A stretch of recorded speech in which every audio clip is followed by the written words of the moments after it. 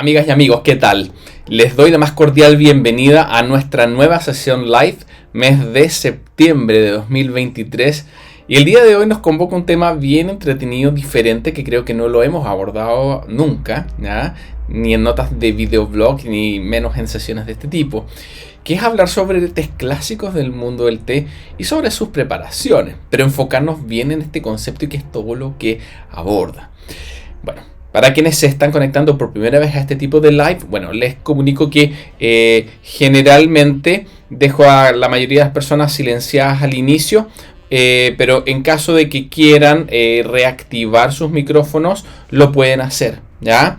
Me pueden preguntar en cualquier momento directamente por voz si así lo desean o directamente a través desde el chat de la aplicación. Aprovecho de ir saludando a las personas que están conectadas, muchas personas desde Argentina, desde Rosario, San Rafael también, Argentina, de Tandil, Argentina. Bueno, hartos asistentes de Argentina hoy día. Bueno, espero que disfruten de la sesión y en nombre de todo el equipo de Té Instituto Latinoamérica les doy la bienvenida. Bueno, tés clásicos del mundo del té. ¿De qué vamos a estar hablando específicamente? Bueno, siempre nos fijamos objetivos para estas sesiones, para estos mini cursos que duran por lo general entre una hora. A veces nos pasamos un poquito para que tengan paciencia, ¿ah? Para los objetivos que tenemos hoy día planteados está en primer lugar comprender bien este concepto de tés clásicos y entender cuáles son aquellos elementos que lo determinan, porque es una definición algo difusa, no hay una definición estricta a la cual podamos ceñirnos, pero en base a nuestra experiencia dentro del mundo del té hemos establecido ciertos parámetros a tener en consideración para poder abordar este término. Para luego, como segundo objetivo, buscamos que puedan comprender cuáles son las características que poseen algunos tés y blends considerados como tés clásicos. Conversarlos, saber cuáles son y también comprender cuáles son las distintas como formas en las cuales podemos prepararlos y sacarles partido. Y por supuesto, también la idea es poder indagar cómo obtenerlos y cómo poder acceder a ellos. Así que, en caso de dudas, ya saben, me pueden hablar directamente aquí a través del chat o directamente pueden hacer sus consultas a viva voz. Vamos a comenzar a abordar de forma inmediata nuestro primer objetivo, que es entender este concepto de tés clásicos dentro del mundo del té. ¿A qué nos referimos? Porque puede ser una definición súper amplia, tal como dice aquí la presentación. No existe una definición técnica precisa para la determinación de lo que es un té clásico. Sin embargo, dentro de esta denominación podemos encontrar distintas cosas. Por una parte, podemos encontrar tés puros de origen famosos. Podemos encontrar también blends famosos y de larga tradición, generalmente desarrollados en los países de origen. También podemos encontrar algunas preparaciones especiales en base a té, es decir, no sé, cuando habrán escuchado, por ejemplo, de té chai, es absolutamente un clásico, o un masala chai, que es más bien una preparación especial de esa mezcla de té chai tradicional. Así que vamos a abordar a continuación estos tres términos para tener una definición en completitud de lo que sería un té clásico, ¿ya? Bueno, ¿a qué nos estamos refiriendo cuando hablamos de tés puros de origen? Porque nuestro primer indicador de un té clásico es algunos tés puros de origen famosos. Pero para ello tenemos que entender muy bien en primer lugar el concepto de té de origen. No sé si alguno de ustedes lo habrá escuchado alguna vez. Normalmente es un término con el cual nos empezamos a topar cuando nos especializamos un poquito más en té o empezamos a ir a tea shop donde venden mejores productos, puesto que se hace una diferenciación sobre lo que sería normalmente un té puro, ¿ya? Y se empiezan a llamar tés puros de origen. Un té puro de origen, para quienes no lo sepan, corresponde a algún té generalmente elaborado a través de técnicas ortodoxas, es decir, de tés de muy buena calidad, que son desarrollados con técnicas específicas, tanto de recolección como de manufactura, pero que se caracterizan porque su perfil organoléptico final, es decir, sus características de aroma, sus características de sabor, de sensaciones táctiles en boca, de gustos básicos, todos esos elementos aromáticos también que desprenden, son súper característicos de algún punto en particular del mundo, que es desde donde provienen esos tés, desde donde son manufacturados. Y esas características organolépticas son resultado de muchas variables asociadas al suelo, a la tierra, a las características ambientales que determinan el desarrollo de esa planta de té y por supuesto también tienen que ver con todas aquellas manipulaciones que se hacen en el proceso productivo, desde la recolección de las hojas hasta finalmente sus procesos de marchitado, enrulado, secado y bueno, todo lo que finalmente da lugar. ¿Y por qué entonces este término origen, té puro de origen? Porque finalmente es un té puro que recoge las características específicas de algún lugar o punto del mundo. No necesariamente un país, sino que puede ser una zona mucho más acotada. Ejemplos de esto son, por ejemplo, tés de zonas como Assam o tés de Darjeeling, ¿ya? Que tienen justamente esa denominación de origen, ese nombre. Hay algunos otros tés que no tienen una denominación de origen tan explícita, pero que sin embargo igual corresponden a tés puros de origen que provienen de alguna zona en particular. Por ejemplo, un Wangshan Maofeng de China, ¿ya? Que proviene específicamente de los alrededores del monte Wangshan. Y bueno, como eso tenemos muchísimos casos, cientos, miles probablemente. Y para que entiendan entonces bien este concepto, el té puro de origen, estamos hablando de un té puro de buena calidad que recoge entonces estas características específicas de la zona. Ya hay algunos tés puros de origen que por supuesto son clásicos dentro del mundo del té. Es importante también distinguir el concepto de lo que denominamos té ortodoxo o elaborado a través de técnicas ortodoxas con lo que es el té de alta gama. Aprovecho de comentarlo porque justamente se producen muchas confusiones a veces, puesto que se piensa que cualquier té que encontramos dentro de un tea shop especializado es un té de alta gama, pero no necesariamente es así. Generalmente cuando hablamos de tés de alta gama estamos hablando de lo más premium dentro de los tés de buena calidad. En general los tés ortodoxos son aquellos elaborados justamente a través de técnicas especiales de manufactura, no necesariamente manuales. Hay muchos países que producen muy buenos tés ortodoxos a través de maquinaria bien especializada, tanto para el corte como para el procesamiento. Japón, por ejemplo. Mientras que hay otros países donde se sigue cultivando y recolectando los tés a mano y procesando algunas variedades de ellos a mano inclusive. Pero eso no implica que vaya a ser un té de alta gama necesariamente. Un té de alta gama corresponde a un té ortodoxo elaborado justamente con las partes más premium, ¿ya? Y a través de técnicas específicas que dan características organolépticas súper diferenciadoras. Podemos encontrar, por ejemplo, muchos tés de Darjeeling que son elaborados, por ejemplo, a través de técnicas ortodoxas. Casi la gran mayoría de la producción de Darjeeling es así. Sin embargo, hay algunos tés de alta gama dentro de algunas granjas productoras, ¿ya? Que podríamos denominar, por ejemplo, a las primeras cosechas de muchas de las granjas, en donde la calidad va a ser muy superior a una segunda cosecha. En algunos casos, algunas producciones vintage de zonas como Margaret Hope, que es una granja específica que se caracteriza porque los tés que producen tienen notas a uva muscatel muy marcadas y que se diferencian de las otras granjas que están en los alrededores, probablemente por temas asociados a las características del suelo, pH, condiciones climáticas, forma en la cual llega la luz, determina que el sabor justamente de esos tés sean así. Y ahí estamos hablando justamente de un té de alta gama. Dentro de todas las tipologías encontramos tés de alta gama, pero eso no implica que todos los tés ortodoxos lo sean. Y eso tampoco implica que un té que no sea de alta gama sea un té de mala calidad, porque no es así, no es un doble implica para ambos lados. La gran mayoría de tés ortodoxos son elaborados con las mejores partes de la planta del té y vamos a estar frente a tés de muy buena calidad, sí o sí. ¿Ya? Bueno, y lo que justamente determina todo esto son todos esos elementos asociados a su proceso productivo que finalmente se traslapan a lo que son sus características sensoriales. Y dentro entonces del mundo de los tés ortodoxos, los tés puros de origen ortodoxos, donde también tenemos tés de alta gama, existen entonces algunos tés que son clásicos.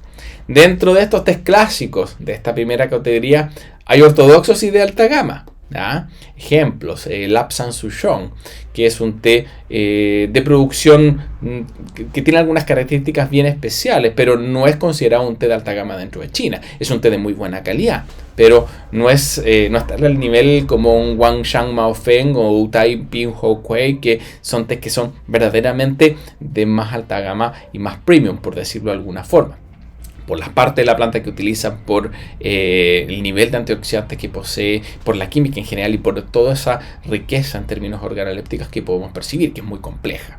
¿Ah? Así que tés puros de origen sería nuestra primera categorización para cuáles pueden ser los lugares de orígenes para nuestros tés clásicos. También tenemos blends clásicos como fuente de origen de tés clásicos, que son los que estamos analizando el día de hoy. ¿Ya? Bueno, es importante conocer en primer lugar cuál es el concepto de blend, puesto que cuando hablamos de blend, esto al día de hoy suscita mucha confusión. Generalmente se tiende a pensar que únicamente los blends son aquellos tés que están mezclados con cosas que no son té, pero no necesariamente es así. Cuando hablamos de blend, el término es mezclar en inglés y alude justamente a mezcla ya sea de tés con otros tés, ¿ah? O también a mezclas de té con otros ingredientes que no son té. ¿Por qué lo recalco? Porque dentro de los tés clásicos encontramos de las dos variantes. Por lo general se habla muy poco de los blends no aromatizados.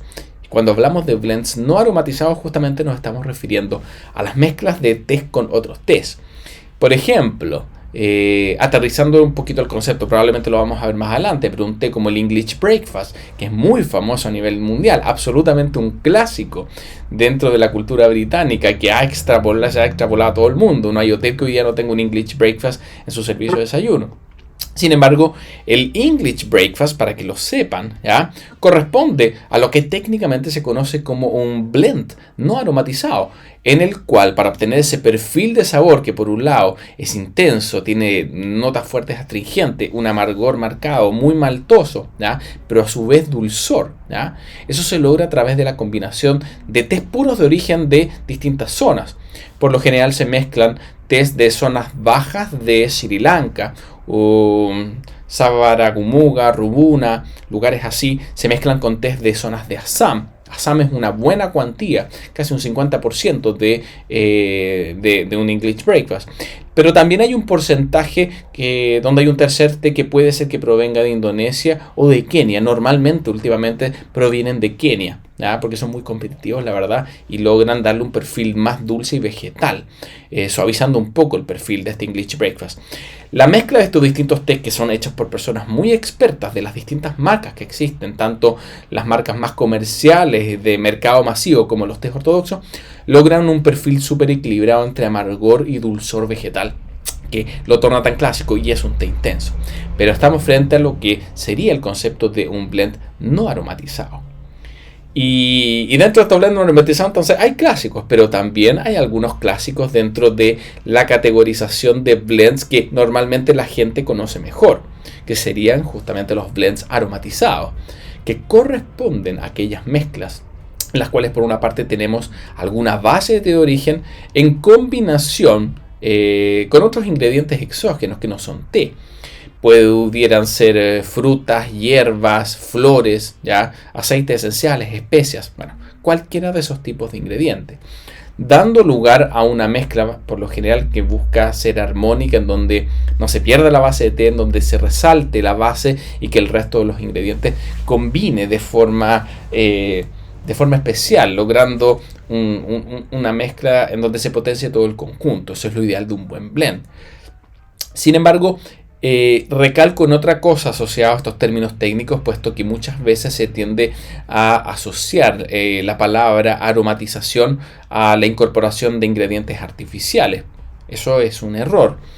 Creo que igualmente, no por ello debemos, es un tema con el que hay que ser bien delicado, especialmente en ámbitos comerciales, puesto que esa idea a nivel inconsciente se va a proyectar a las personas.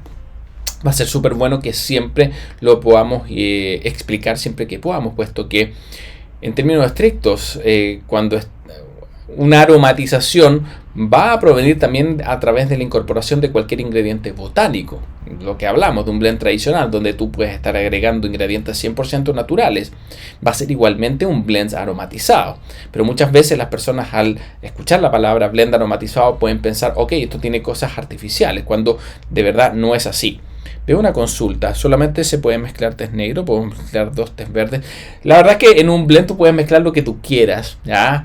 Hay cosas que funcionan, cosas que no funcionan. Es bastante más complejo como para analizar un live, pero tú puedes mezclar test negros con otros test negros, puedes mezclar a veces test negros con test verdes. No siempre va a funcionar, porque dentro de los test verdes hay distintas categorías. Hay algunos test verdes que infusionan a 70 grados, otros a 60, otros a 80 y otros a 85.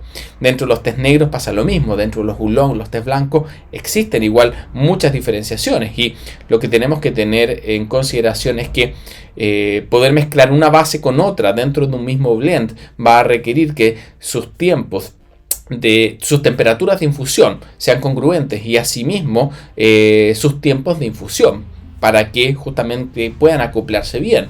Si mezclas, por ejemplo, de forma inapropiada un sencha japonés, ¿ya?, con un té negro, un sencha japonés amarga sobre los 80 grados y amarga sobre los 2 minutos de infusión.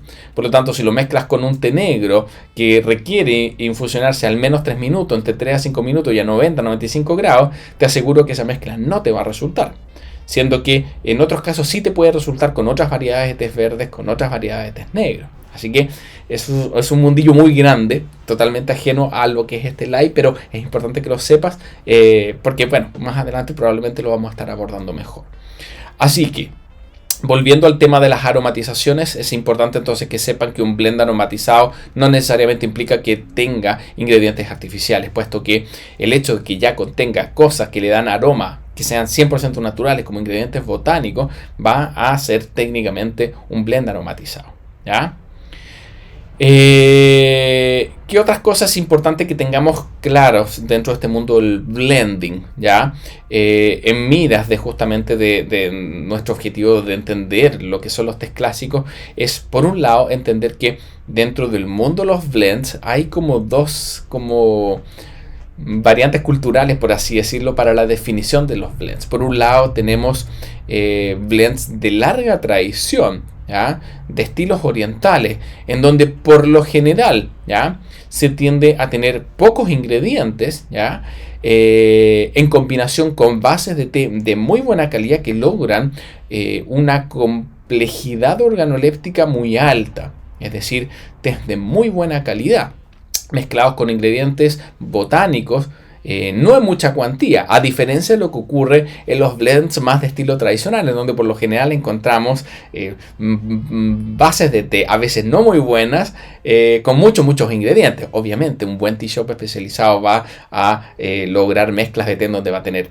bases de muy buena calidad con ingredientes de muy buena calidad, logrando resultados súper armónicos. Pero en general, para distinguir estas dos como corrientes, por así mencionarlas, tenemos por un lado entonces a Oriente, que se ha caracterizado históricamente por definir blends en donde por lo general hay un ingrediente más que el té, ¿ya?, con muy buenas bases de té donde logran un complemento muy apropiado que da mucha complejidad organoléptica, es decir, muchas cosas positivas de té en términos de aroma y sabor, mientras que por otro lado tenemos muchas mezclas de té de estilo más occidental, en donde son muchos los ingredientes, que generalmente 3-4 ingredientes que se agregan a una base de té, en donde muchas veces brillan más también esos ingredientes que la misma base. Bueno, dentro del mundo de los tés clásicos encontramos de ambos tipos de cosas, ¿ah?, y las vamos a estar viendo más en detalle a continuación. Bueno, ahí decía influencia occidental, también más ingredientes, té igual de relevante que el resto de los ingredientes. La verdad es que así es como debiese ser, no que el resto de los ingredientes se coma a la base, porque eso en términos estrictos y técnicos sería un mal blend. Siempre un buen blend de té, indiferente de la cantidad de ingredientes que pueda tener, su calidad va a venir determinada en la medida que esa base de té sea elegida de forma apropiada para que se acople con el resto de ingredientes y logre un conjunto armónico en donde el resto de ingredientes potencian las bases y las características que esa base de té posea, ¿ya? Así que, bueno, ¿qué ejemplos tenemos, por ejemplo, dentro de estos mismos ámbitos que estamos viendo acá? hablamos de estos tés de influencia oriental. Tenemos ejemplos como el té de jazmín, en donde simplemente tenemos té mezclado con flores de jazmín recién cosechadas. Nada más que eso. Y esas flores recién cosechadas, cuando se dejan en contacto con el té, logran que el té capture todo ese aroma, sin tener que estar agregando aromatizantes artificiales. Hoy día la verdad es que también tenemos muchas variedades de té de jazmín que se comercializan en los tea shop, en donde generalmente se agrega un saborizante natural. Ojo, dentro del mundo de los saborizantes también hay muchas cosas. Hay ingredientes que son 100% naturales también, cuando se emplean, por ejemplo, aceites esenciales. Hay muchas buenas mezclas de té de jazmín, en donde se agrega artificialmente algún aceite esencial de jazmín para reforzar estos aromas naturales, además de las flores. Pero el verdadero té de jazmín, los de más alta calidad que hoy día se comercializan en el mercado, los Jasmine Phoenix, por ejemplo, que son unas bolitas bien especiales, esos tés se dejan justamente en contacto con hojas de jazmín recién cosechadas y absorben muy rápidamente, en un par de horas, mucho del aroma del jazmín, y eso la verdad es que se impregna muy bien. Ese es un ejemplo, por ejemplo, de estos blends de estilo oriental que serían considerados como clásicos. Otro, que si bien no es oriental, pero cumple con estos como requisitos, por así decirlo, de té clásico, más bien de estilo occidental, sería por ejemplo el té chai, que está mezclado con muchos ingredientes. Otro ejemplo sería el Earl Grey, que si bien no tiene tantos ingredientes, pero es un ingrediente muy potente, que la verdad es que hace que pase un poco desapercibido en términos aromáticos a nivel de hebras el té en sí, porque la bergamota es muy, pero muy potente. Sí, ahí está Francisca, efectivamente. El tema de los Earl Grey es sumamente potente en algunos casos para algunos Earl Grey. Hay algunos que son más sutiles y suaves. La verdad es que también estamos súper mal acostumbrados, porque dentro del mundo de los Earl Grey es un té tan famoso que se ha masificado tanto, especialmente en marcas de consumo masivo, que hoy día muchas de ellas utilizan también aromatizantes artificiales que son súper fuertes, justamente porque a través de aromatizantes artificiales logran evocar ese aroma como a bergamota a costos que son justamente apropiados para esos segmentos de comercialización.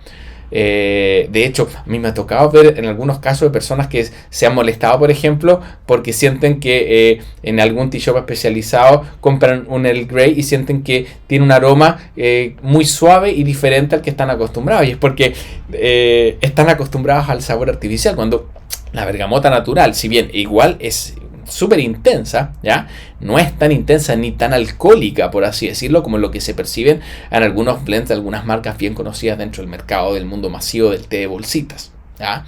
Así que ojo con eso. La bergamota natural es fuerte, es intensa, da un sabor muy pronunciado y marcado, pero no tiene esos elementos como tan fuerte, como tan alcohol, que a veces se pueden percibir en los Earl Grey de más bajo costo, ¿ya?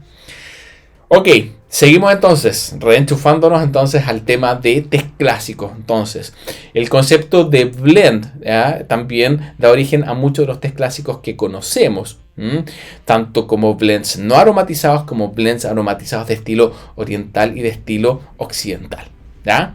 Así que ya tenemos varias fuentes para lo que sería la consideración de nuestros tés clásicos. ¿Qué más hay? Sigamos viendo. Déjenme pasar aquí la lámina. Finalmente, lo que tenemos son las preparaciones famosas dentro del mundo del té. ¿Y qué conocemos como preparaciones famosas dentro del mundo del té?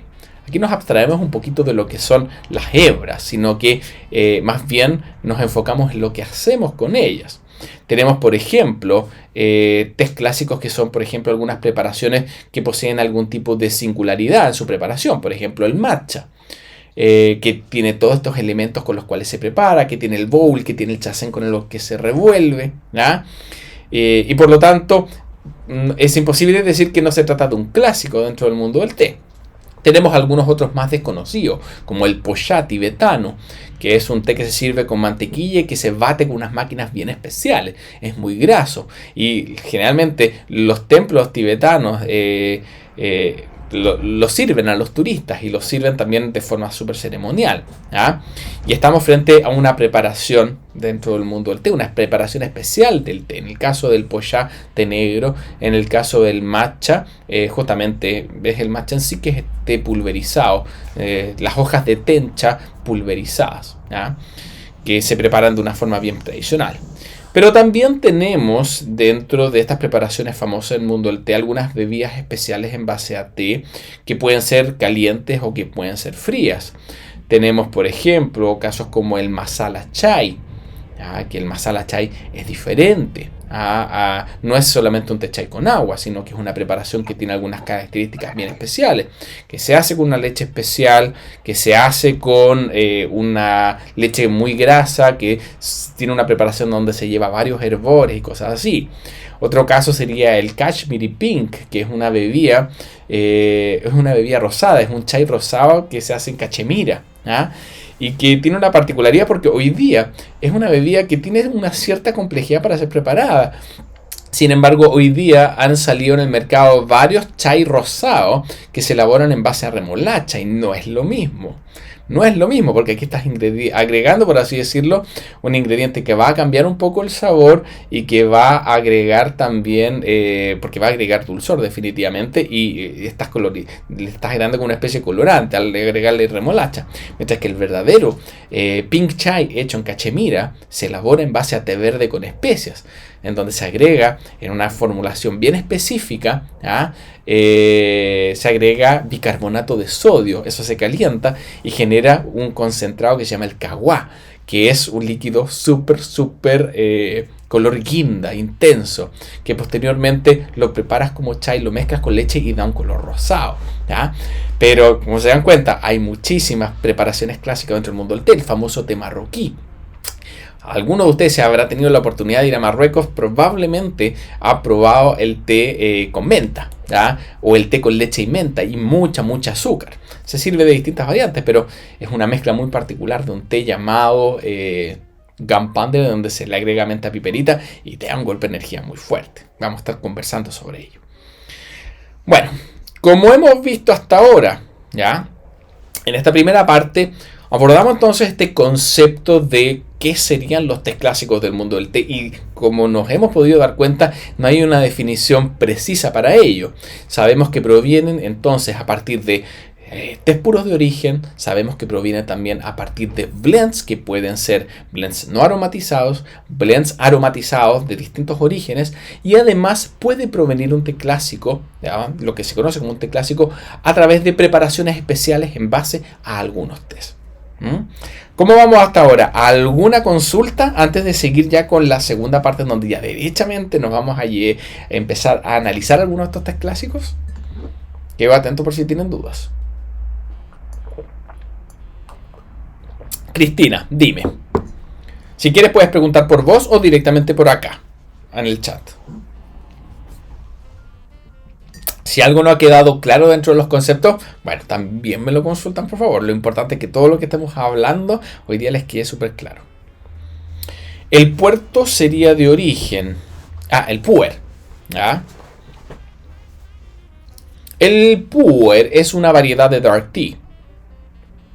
Sí, entiendo. Efectivamente, es un té de origen el puer porque es una variedad de té fermentado. Los té fermentados se diferencian de el resto de té, puesto que también hay mucha confusión a veces entre oxidación y fermentación.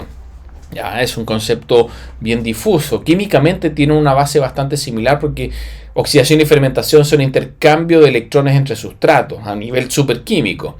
Y los tés que se oxidan, como los tés blancos que tienen algún grado de oxidación, los oolongs que se oxidan entre un 20 y un 80% y los tés negros que se oxidan desde un 80 hasta un 100%, sufren lo que se denomina en términos químicos propiamente tales como una oxidación catabólica completa. Es un proceso enzimático en donde la enzima justamente polifenol oxidasa que está presente en los tés, ¿ya? Se activa y eso gatilla cambios y reacciones bioquímicas que siguen algunos caminos de transformaciones bien específicos que dan lugar a algunos compuestos antioxidantes nuevos.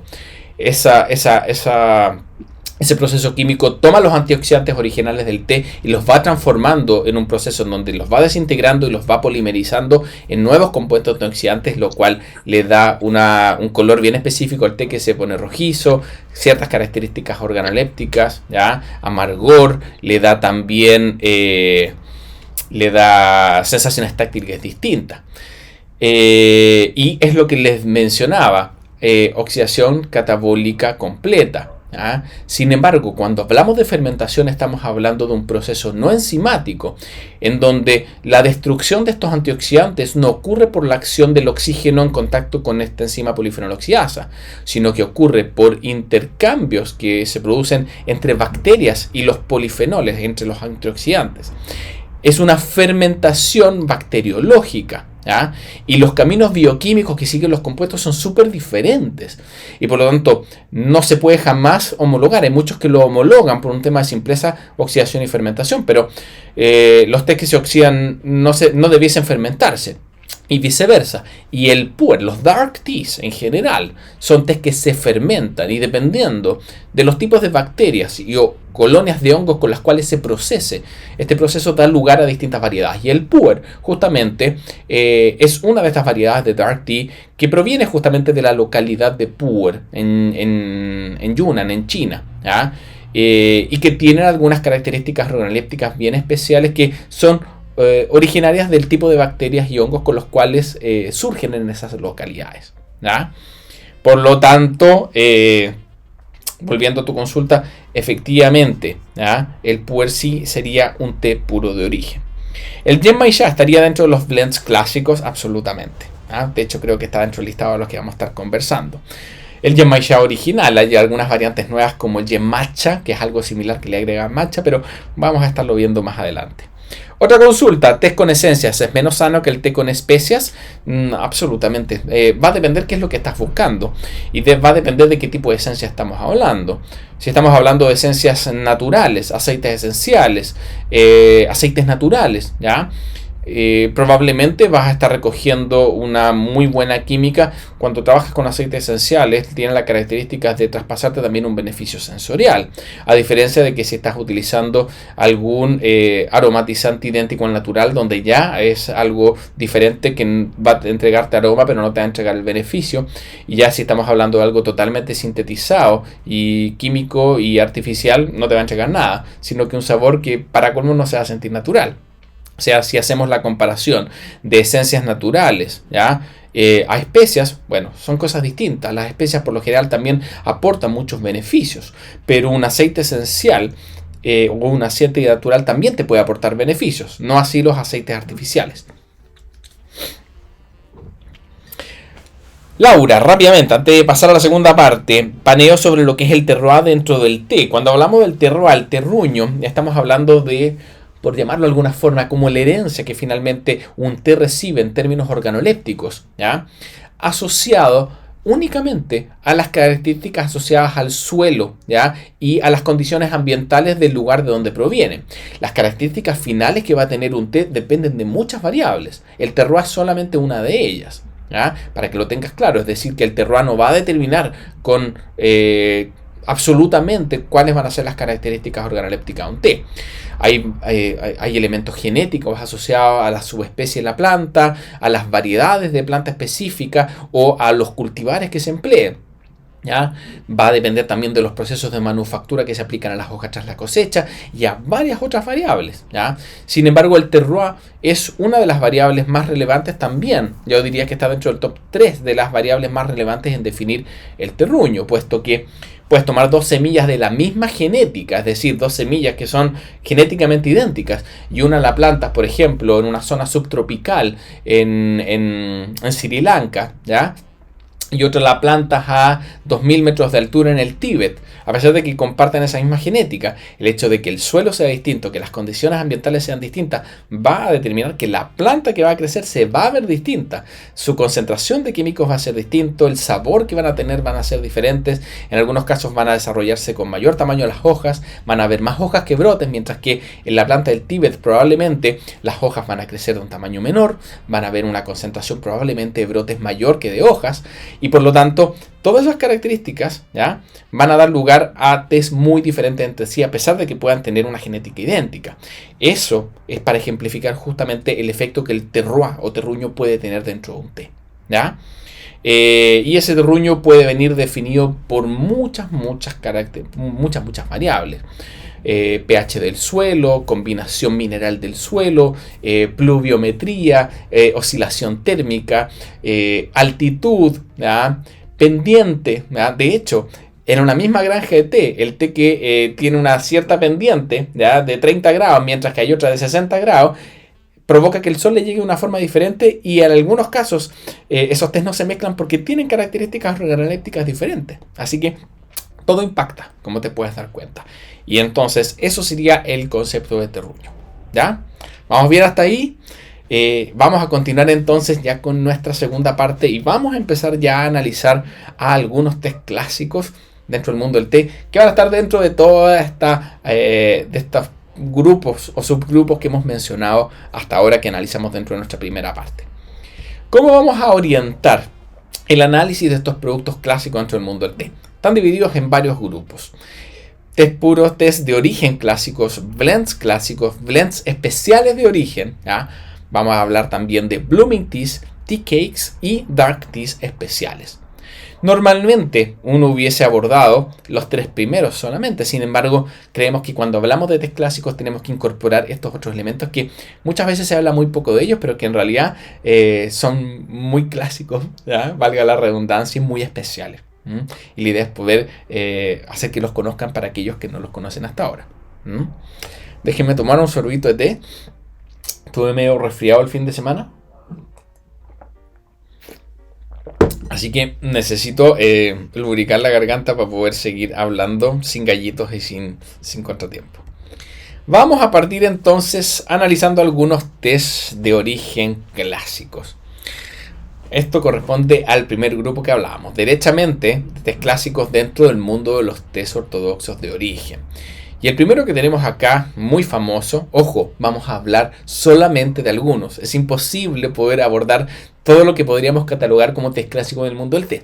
Vamos a abordar solamente algunos de ellos, porque si nos ponemos más estrictos, ¿ya?, yo, si tuviera que hacer este listado, probablemente incluiría más de 100 productos, ¿ah?, y no nos darían las horas para hacer eso.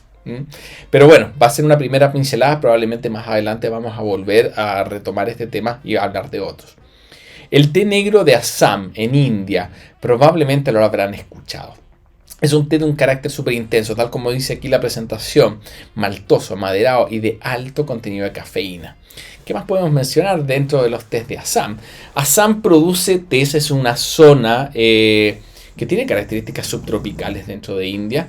Crece una subespecie justamente asámica que es oriunda de Yunnan en China y de esta zona de Assam, que son hojas muy grandes y árboles de té que, si tú los dejas en estado salvaje, llegan hasta los 18 metros de altura. Son árboles bastante grandes. Obviamente aquí en Assam los podan bastante bien y tienen esa forma tradicional como arbustos, pero en realidad son árboles grandes. Tienen un alto contenido de cafeína y por lo general son bien maltosos y amargos, especialmente su segunda cosecha. Su segunda cosecha probablemente es la más cara. Siempre se tiende a pensar también que las primeras cosechas son siempre las mejores, y ojo, no es así. Eso es otro tema que a veces hay que poner en la palestra, puesto que es un error a veces pensar que siempre las primeras cosechas son las mejores. En algunos casos no, y Assam es uno de estos ejemplos o contraejemplos para esa creencia popular, puesto que en general la mejor cosecha de alguna zona específica va a ser aquella que refleje a mayor completud las características organolépticas que son específicas de esa zona. Si yo espero que los tés de Assam sean tés súper amargos, intensos y que tengan un alto contenido de cafeína, la primera de las cosechas no va a cumplir ese rol a cabalidad. La segunda cosecha sí, por lo tanto es la más demandada, porque es la que desarrolla mayor contenido de cafeína, la que se percibe más amargor y más notas a malta, que son los elementos tan característicos y dulces al mismo tiempo. ¿Cómo se prepara el té negro de Assam? Fuerte, intenso, idealmente 90 grados, desde los 85 grados igual puedes prepararlo, pero igual 90-95 grados, 3 a 5 minutos y vas a lograr una taza de color súper rojo, que por un lado va a ser muy aromática. Los tés de este tipo, cuando tú los estás infusionando, desprenden muchísimos aromas. Yo diría que los tés negros en general son de los tés que más aromas uno percibe cuando lo está infusionando, y es porque justamente los tipos de polifenoles que desarrolla a través de estos procesos oxidativos liberan muchos químicos que son muy volátiles y que se perciben en el ambiente cuando se están infusionando.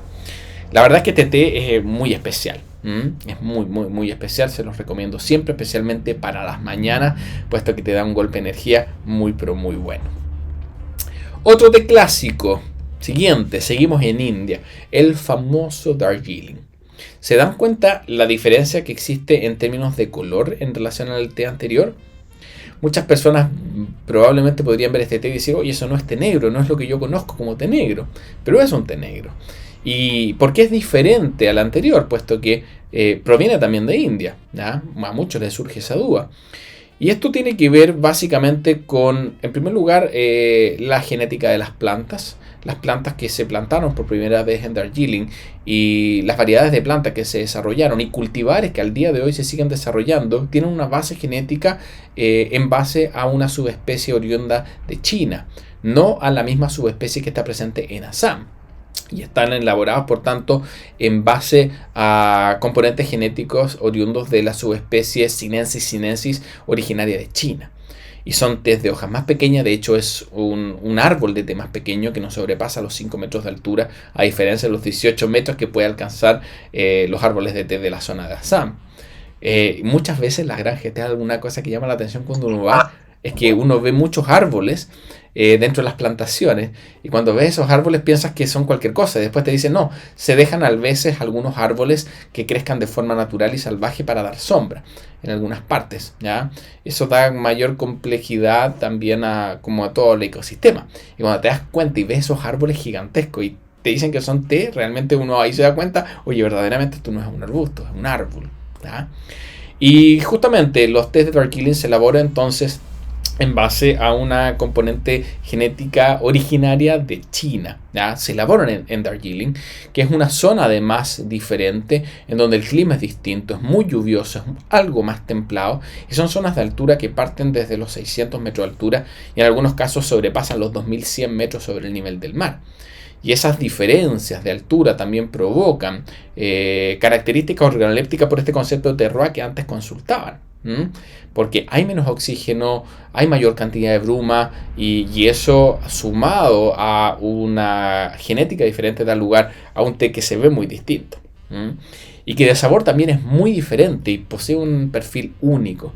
Cuando uno se toma un té de Darjeeling, lo primero que siente, también uno siente amargor, pero uno siente una cosa muy especial que se denomina pungencia, que es un picor que uno siente especialmente cuando uno está atento a ello, que se siente como en la punta de la lengua, y es bien especial. Además, el aroma de las hebras y de este licor de té no es tan dulce como los otros tés negros que estamos acostumbrados. Tiene una fragancia muy floral, muy como a prado, una cosa que cuando uno las huele uno cacha el tiro, uno se da cuenta al tiro que son tés negros de altura. Uno lo puede percibir ya en las hebras, y cuando el té está infusionado uno siente toda esa complejidad de sabor también en la boca. Y no se dejen engañar por el color de ese licor que se ve más anaranjado, porque en lo absoluto va a ser más suave que un té. Probablemente va a ser menos amargo, pero se va a sentir igualmente muy intenso en boca por este picor que genera. Va a tener notas amargas, va a tener notas amaderadas igual, pero una componente floral diferente a esas notas a malta que tiene, por ejemplo, el té de Assam. Clásico dentro de los clásicos dentro del mundo del té, asociado a los tés puros de origen, definitivamente. ¿Qué otros tés clásicos tenemos dentro de esta categorización de tés de origen clásicos? El Ceilán. Aquí tenemos uno súper simple, Ceilán Orange Pekoe de Sri Lanka en general. Los tés de Ceilán son llamados a todos los tés que provienen de Sri Lanka. Ceilán es el nombre que recibía la isla cuando estaba bajo la ocupación británica. Y hasta el día de hoy se siguen conociendo como Ceilán los tés provenientes de ese lugar. Y de hecho, Ceilán es un nombre bien particular porque para que un té pueda llamarse Ceilán y se pueda comercializar con ese nombre en los mercados extranjeros, tiene que existir absoluta certeza de que ese té ha sido producido y envasado en Sri Lanka para que pueda ostentar ese nombre que posee una denominación de origen bien particular que es justamente Ceilán. Y en general, algo que muchos tienden a desconocer a veces es que dentro de los tés de Ceilán hay muchísimas categorías y muchísimas diferencias. Aquí estamos solamente analizando un té que es uno de los más famosos, el Ceylon Orange Pekoe, que por lo general se elabora en las zonas más bajas. Es el té más tradicional de Sri Lanka, pero no son de sus mejores tés. Hay muchos tés que son otros Ceilán, que son de muy buena calidad y de hecho de mejor calidad que el Ceilán tradicional Orange Pekoe. Tés, por ejemplo, como el Ceilán Nuwara el Uva, el Dimbula, que son distintos lugares, ¿ya? En algunos de esos se producen estas similitudes también de diferencias que hay entre Assam y Darjeeling, en cuanto a que algunas de estas zonas son de mayor altura, como Nuwara. Así que no todo el té de Ceilán es igual. Jamás podemos cometer el error de estandarizarlo y por el hecho de ser en algún Ceilán pensar que van a ser iguales. Aquí estamos viendo uno de los más clásicos, que es el Ceilán Orange Pekoe, que es como el análogo del té de Assam de India, pero el de Sri Lanka. Es intenso, algo floral y vegetal dulce. Es una de las características que cambia a veces en comparación al té de Darjeeling. Se siente algún aroma floral y un regusto floral cuando uno lo prepara. Muy vegetal también, pero también muy intenso, con alto contenido de cafeína. Pero como menciona también aquí la presentación y como les decía antes, la calidad y las características organolépticas de un Ceilán pueden variar rotundamente dependiendo de la zona específica de la cual proviene. Y por lo general, mientras más nos adentramos hacia el centro de Ceilán, de la isla de Sri Lanka, vamos llegando a zonas de mayor altura, lo que va dando lugar a tés de mejor calidad que se asemejan en cuanto a sus características organolépticas a los tés, por ejemplo, de Darjeeling, en donde la altura le da algunas características bien especiales a sus tés. ¿Cómo vamos hasta ahora? No hay más preguntas. Voy atento. Otros tés de origen clásicos, ¿ya? El té verde Gampander. Té verdes, la verdad es que hay muchísimos en China. Muchísimos. Muchos de ellos de muy alta gama. Pero eso ya cabrían dentro de lo que son los tés como de alta gama. Aquí estamos hablando de tés clásicos que se consumen y que podemos encontrar en todas partes. Y el té verde Gampander es uno de los que hemos considerado como estos clásicos básicamente porque tiene una difusión muy grande. Es recontra archiconocido, especialmente una de sus variedades de mejor calidad que es el famoso Gampander Temple of Heaven o Templo del Cielo. Y que tiene la particularidad de ser elaborado. Es un té verde que es elaborado a través de un proceso bien particular en donde el té se va comprimiendo. Se mete en unos sacos blancos, se amasa con unas máquinas especiales que simulan con un movimiento circular. Se meten varios kilos de té, 2 kilos, 4 kilos de té en estas bolsas, se apretan bien, se colocan estas máquinas que lo van apretando y le van dando ciclo tras ciclo, donde el té se va calentando, se va metiendo estos sacos y se les va dando esta forma. Después de varios días de aplicar ese proceso, el té se va apretando y va agarrando una forma muy pequeñita como pelotita. Y Gunpowder justamente es como bola de cañón, por así decirlo. Ese es el nombre, la traducción literal. Y es porque asemeja justamente a una pelotita, como una bolita de cañón. Y la particularidad que tiene este té, que muchos desconocen, es que tiene un contenido de cafeína súper alto.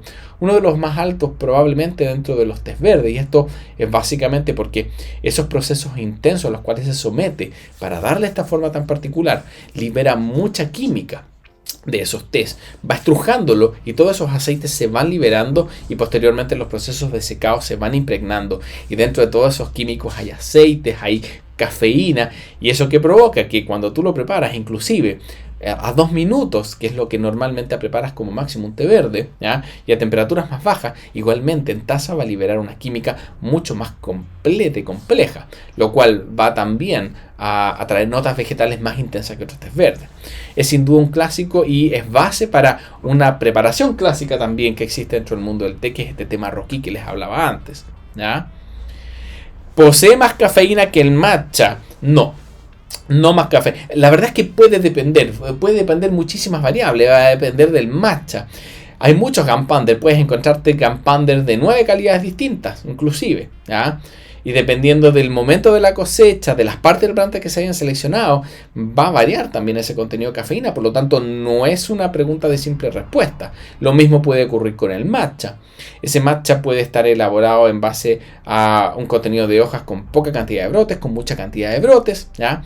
Sí, en términos promedio, podríamos decir que un matcha debiese tener un contenido mayor de cafeína, básicamente porque la cafeína es parte del motor de crecimiento de las plantas de té. Y los matcha, el tencha con el cual se elabora el matcha, es un té verde que se deja en sombra durante los últimos 20 días antes de su recolección, justamente para recibir menor cantidad de luz solar, lo cual esos 20 días provoca que las hojas crezcan menos, ¿ya? Y se concentra la clorofila y ese motor del crecimiento, que es la cafeína también, se mantiene en una cuantía mayor. Por lo tanto, en términos promedios, podríamos decir que el matcha tiene un contenido de cafeína mayor. Además, por el hecho de que no lo infusionas y que lo mezclas con agua y te lo consumas, porque no se infusiona, sino que tú lo consumes, eso provoca que la absorción también de cafeína sea mayor en el matcha. Así que siempre. Pero te puedes encontrar, y me ha pasado, les juro por Dios, algunos van a creer que estoy exagerando. Yo he tomado algunos casos, algunos Gampander que me han dejado tan activo como que si me tomara 5 Red Bull. No les miento, he quedado saltón con 2 tazas de algunos Gampander. Gampander Temple of Heaven. Lo infusionas y la verdad es que libera un contenido de cafeína que asombra. Para que lo tengan presente si es que alguno de ustedes quiere experimentar. Si se acuerdan y les pasa, bueno, acuérdense de mí, por ahí me comentan en redes sociales o cualquier parte, ¿no? Porque de verdad que es bastante particular, y es un efecto muy power. Bueno, siguiente, té verde sencha, ya sea que provenga de Japón o China. También aquí hay mucha confusión probablemente. Primero vamos a hablar de sencha y después vamos a hablar del origen. El té verde sencha es un té originario de Japón, ¿ya? Posee algunas características bien particulares. Para que lo tengan en consideración, cerca un 70% de la producción de té japonesa es sencha, ¿ya? Y el sencha se elabora justamente a partir de un proceso bien automatizado, en donde se hace una recolección con máquina y se procesa el té para darle una forma aplanada. Características: el té es súper vegetal, es pungente, tiene algo de astringencia, notas muy vegetales, notas a pasto muy marcadas. Pero dentro del sencha también te puedes encontrar con muchas calidades diferentes dependiendo de los cultivares o variedades de planta de té que se hayan utilizado, de la zona de la cual provenga. Hay algunos que son más intensos, otros menos, tamaño que tengan finalmente esas hojas, la duración del proceso de fijación. Los sencha, una de las características que en general diferencian los tés verdes japoneses de los chinos es que se someten un té verde. Para partir un poquito antes, el té verde se diferencia del resto de tipologías puesto que no se oxidan en lo absoluto, no se oxidan nada, y para ello se les da un golpe de calor que inhibe esta enzima que hablábamos antes, el polifenol oxidasa. Y cuando se inhibe a través de un golpe de calor, eso provoca de que ese té nunca vaya a oxidarse, aunque lo transformes en polvo y lo muelas, ¿ya? Todos esos polifenoles van a entrar en contacto con el oxígeno, no va a pasar nada, porque va a estar inactivo el polifenol oxidasa. Esos golpes de calor en los tés verdes de origen chino se aplica a través de calor seco, con woks por lo general, ¿ya? Mientras que en Japón se somete a máquinas denominadas de torrefacción, en donde se inyecta vapor hirviendo sobre 200 grados Celsius durante muy pocos segundos. Y la calidad también de los tés en general de origen japonés va a venir determinada también de los tiempos que duren esos golpes de calor, que pueden ir desde los 20 segundos hasta los 80 segundos. Y hay muchos estilos de preparación solamente en función a esos tiempos. Estilo Asamuchi, Fukamuchi, Uchumuchi. Bueno, son distintos nombres que va a depender de cuánto dure ese proceso de fijación con vapor. Por lo general, los tés senchas más tradicionales que encontramos en el mercado son fijados con vapor durante un tiempo muy corto, lo cual genera de que no se rompan las hojas, 20 segundos por lo general, a veces menos. y le da un sabor súper vegetal, súper intenso, muy a pasto. ¿Ah? Es generalmente lo que encontramos. Algunos de ellos también de distintas calidades. En algunos de ellos podemos encontrar mayor complejidad y encontrar algunas notas cremosas y cosas así. Por lo general, los senchas tienden a ser tés súper clásicos, pero también súper planos. Eso no quiere decir que cuando hablamos de tés planos estamos hablando de que en términos organolépticos uno no encuentra tantas familias de aromas y sabores como encuentras a veces en un té verde chino. ¿Ah? Pero eso no lo hace de menor calidad, porque yo no espero que un té verde sencha sea complejo. Yo espero que sea como tiene que ser un sencha, muy intenso y vegetal, y que va a ser plano, es una de sus características. ¿Ah? Para que no confundan también esos aspectos. Y definitivamente los tés verdes senchas sí son un clásico dentro del mundo del té y los encontramos por lo general en cualquier tea shop especializado. Y podemos encontrar, como les decía, distintas calidades. ¿Ah? Muchas veces pueden encontrar tés senchas asociados a alguna localidad en particular de donde puede provenir. No sé, sencha Okinohara, sencha Kakegawá, bueno, de distintas zonas famosas de las cuales puede provenir. Cuando la hebra es entera y no molida, pregunta Cristina, ¿cambia el sabor? Definitivamente. Por lo general, una de las características de calidad que uno busca en un té es que tenga lo que se denomina una granulometría pareja. Es decir, que sus hojas tengan igual forma y tamaño idealmente y muy poco polvo y molidillo. Puesto de que distintas formas y tamaños de hoja en los mismos tiempos de infusión van a arrojar una química distinta. Y si es que es muy poco homogénea en términos de forma y tamaño las distintas hojas que componen un lote, posteriormente cuando yo lo infusione algunas hojas van a arrojar un sabor y otras hojas van a arrojar otro sabor. Y por lo tanto, todo lo que es el molidillo no va a ser bienvenido porque por lo general va a exacerbar las características organolépticas de una forma negativa. ¿Ah? Así que idealmente no polvo y no molidillo para que estemos frente a un té de buena calidad. Pero ojo que hay también excepciones. ¿Ah? En el mundo del té no hay blanco y negro, hay un matiz casi infinito de grises, lamentablemente. Y hay algunos tés en donde es esperable que encuentres algo de polvo y molidillo. Algunos senchas específicamente, cuando son de mejor calidad, de estilo Fukamushi, en donde los tiempos de fijación con vapor sobrepasan y van entre los 40 y los 50 segundos, eso provoca que esas hojas se puedan romper.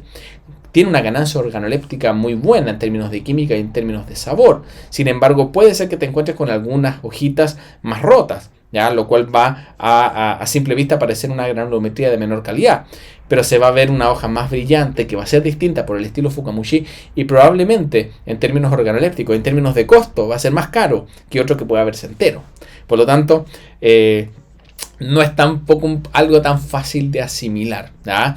En términos promedio, hay que tratar de evitar el polvo y los molidillos dentro de nuestros té, ¿no? Porque tienden a ser indicadores de mala calidad, pero no siempre es así. También pasa, por ejemplo, en algunos tés que tienen altos contenidos de brotes donde hay mucho polvo asociado a los brotes de alta calidad, a las vellosidades desprenden mucho polvo. Bueno, continuamos entonces con nuestros tés clásicos, dejamos el sencha atrás y bueno, nos vamos a otro té clásico y muy famoso el día por hoy, que es el famoso matcha japonés. Para quienes no han probado el matcha o para quienes no conocen en general sobre matcha, el matcha no es cualquier té verde molido, que hoy día en el mercado lamentablemente a veces encontramos ese tipo de cosas. El matcha no necesariamente va a provenir de Japón, a pesar que es originario de Japón. Tal como hablábamos antes, ¿ya? Sobre el sencha, que también puede provenir de China. El sencha corresponde a una elaboración, ¿ya? Igual que el matcha, originaria de Japón, pero que perfectamente puede ser al día de hoy replicada y que es replicada en muchos otros países. Y China es un país que con el tiempo ha llegado a producir muy buenos senchas y muy buenos matchas de muy buena calidad. ¿Ah? Muchas veces, las personas tienden a ser también como que piensan que solamente el matcha de Japón es bueno y que el otro es malo, cuando en realidad pueden ser extremadamente similares. Lo mismo con otras tipologías de té. ¿ah? Hay algunos que son más famosos y probablemente un matcha que provenga de la zona de Uji va a ser de mucho mejor calidad por un tema de ADN en la planta y por las características organolépticas. Va a ser muy complejo en comparación a uno que pueda provenir de Shizuoka o que pueda provenir de China. ¿Ah? Pero es importante que sepan en primer lugar que puede provenir de los dos países y ser de buena calidad igualmente. El matcha se obtiene no a partir de cualquier té verde molido, sino que es a través de la molienda de una variedad muy particular denominada tencha. El tencha es una variedad específica de la planta del té que cuando se cultiva y se cosecha, ¿ya? Tiene unas hojas muy verdes que también se dejan en sombra, como les expliqué antes, varios días para que justamente concentren mayor clorofila, mayor contenido químico en términos de antioxidantes y cafeína. Y eso posteriormente es tomado, se le saca, por así decirlo, el esqueleto a la hoja del té y se deja solamente las partes verdes que posteriormente son molidas con máquinas especiales de piedra, por lo general, lo que da lugar a un polvillo. Las calidades de los matcha también puede variar y su valor va a variar muchísimo dependiendo del tamaño de partícula que tenga. Por lo general encontramos matchas en el mercado de tamaño de partícula de 15-20 micrones, lo cual se ve como leche nido, como leche en polvo, y eso la verdad es que no son de muy buena calidad. En cambio hay algunos otros que son los denominados matchas ceremoniales en donde los tamaños de partículas son de 3 a 5 micrones y es muy distinto en términos de aroma, de sabor y de absorción de nutrientes, porque que uno tenga 15 micrones de tamaño de la partícula y que otro tenga 10 provoca de que el nivel de absorción de esos nutrientes va a ser radicalmente distinta. Probablemente los buenos matchas ya con tamaños de partícula en torno a los 10 micrones ya van a ser de muy buena calidad y es lo que se denominan los matchas de consumo. De buena calidad, mientras que los matchas más baratitos que uno encuentra en el mercado, que se tienden a ver con una granulometría que parece como leche en polvo, esos que tienen tamaños mayores probablemente son más conocidos como matchas culinarios, ¿ya? Los matchas ceremoniales, que son extremadamente caros, estamos hablando quizás $50 por 30 gramos, ¿ya? Estamos hablando de té, bueno, donde los tamaños de partículas son muy diferentes, muy pequeños y la absorción muy alta.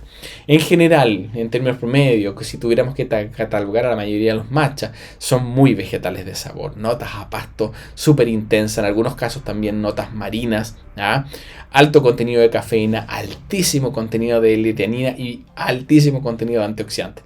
Eso los hace tan famosos porque además el hecho de que tenga una alta concentración de L-teanina provoca una sinergia muy positiva con el alto contenido de cafeína, lo cual provoca una activación muy potente en términos cerebrales también, como que cognitivamente te ayuda mucho, pero no te eleva los estados de tensión tan fuertemente como lo que ocurre, por ejemplo, con el café. Esa es una de las grandes características que tiene porque justamente la L-teanina contrarresta estos efectos a veces de elevar los estados de tensión que puede provocar la cafeína, provoca una sinergia muy positiva, ¿ya? Dentro de los matcha hay mucho fraude, dice Claudia. Absolutamente. ¿Ah? Lamentablemente es difícil a veces de catalogar porque hay veces personas que se aprovechan y que como saben de que las personas sienten que el matcha más caro es de mejor calidad, lo venden más caro cuando puede ser un producto de muy mala calidad. Pero algo que les puede servir es lo que les decía antes en cuanto a la granulometría. Si lo sienten que es muy espeso y que parece leche en polvo y que tiene esa consistencia, adiós. Puede ser que ni siquiera sea tencha. Tiene que tratar de verse verde oscuro, no tan amarillento. Hay algunas excepciones, hay algunos que tienden a verse verde amarillento muy intenso cuando son algunos de muy alta calidad, ¿ya? Pero por lo general, si el matcha es muy amarillo, lo más probable es que no sea de buena calidad. Tiene que verse más verdoso, más color como a pasto, definitivamente. Eso es una buena sugerencia. Y el tamaño de partículas. O sea, si ustedes abren el tarrito de matcha y ven que casi como que se evaporara, ¿ya? Es porque tiene un tamaño de partícula muy pequeñito. Y si ven que es súper denso como la leche en polvo, ahí no más, ¿ya? El ceremonial es más verde y algo amarillento, pero no es como un amarillento opaco, es como un verdoso amarillento más intenso. Ahí también estaba preguntando, aportando Cristina. Así que bueno, tengan eso muy presente. Como fluorescente, no tan así como fluorescente, pero sí se percibe más intenso, como que tuviera una mayor saturación de color. Hablándolo así en términos como de Photoshop, para los que me entiendan.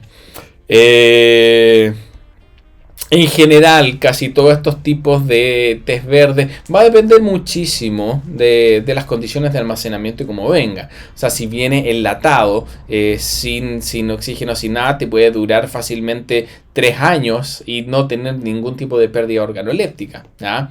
Pero si lo abriste, probablemente y lo conservas en buenas condiciones, bien sellado, aislado de la humedad, de los rayos UV, te puede durar fácilmente un año abierto, ¿ya? Sin que tenga tampoco pérdidas. Después de un año, por lo general, los test verdes, después de un año de abiertos, puede ser que tengan algún tipo de pérdida organoléptica. Pero si no han sido abiertos y se mantienen en sus packaging originales, bien sellados, fácilmente te pueden durar 24 meses, 36 meses inclusive, con todas sus características. El matcha azul me encanta, ¿ya? Pero el matcha azul es un término más comercial, porque en general no es matcha. Es la pulverización de una planta específica que es de la flor de guisante de mariposa, para que lo sepan. En algunos casos es mezcla de matcha con flor de guisante de mariposa, pero por lo general el blue matcha que se vende, o el butterfly matcha también como le llaman, corresponde justamente no a matcha, porque no es té verde tencha, sino que es una infusión justamente de la flor de guisante de mariposa, que tiene una particularidad, tiene un contenido antioxidante muy grande, un sabor vegetal que a mí en lo particular me gusta mucho. Es muy buen ingrediente y tiene una cosa muy mágica con la que puedes jugar, que es cuando tú cambias el pH del líquido infusionado, ¿ya? O mezclado en realidad el polvo con agua, cambia mucho su color. Cuando tú lo preparas se puede ver súper azul, le echas unas gotitas de limón y se pone morado, y muy morado. Así que no sé, yo he visto muchos locales en donde la utilizan, por ejemplo, para hacer limonadas especiales, limonadas con colores, y queda muy bien. Y en términos de sabor siento que aporta muchísimo. Es un muy buen producto, pero no es matcha. ¿Ah? Le llaman matcha azul, pero no es matcha porque no es Camellia sinensis, no tiene té verde tencha, nada pulverizado. Exactamente, tal como ahí, como mencionaba Francisca, ¿ya? No es un té, sino que es una infusión floral pulverizada, ¿ya? Continuamos. Bueno, dentro de los test de origen clásicos hay varios más. La verdad es que ya estamos pasado el tiempo y me faltan muchos test por ver, así que voy a avanzar más rápido acá. Menos tradicionales, pero dentro de los test blancos también tienes test clásicos. Tienes los test diferentes como el White Peony, que es la mezcla de hojas y brotes, ¿ya? Dentro de las más famosas dentro de los test blancos. Y también tienes test blancos como el Baihao Ginseng, ¿ya? Que es solamente brotes de muy alta calidad, que se ven como con cunitas, como que fueran de terciopelo, que son brotes plateados.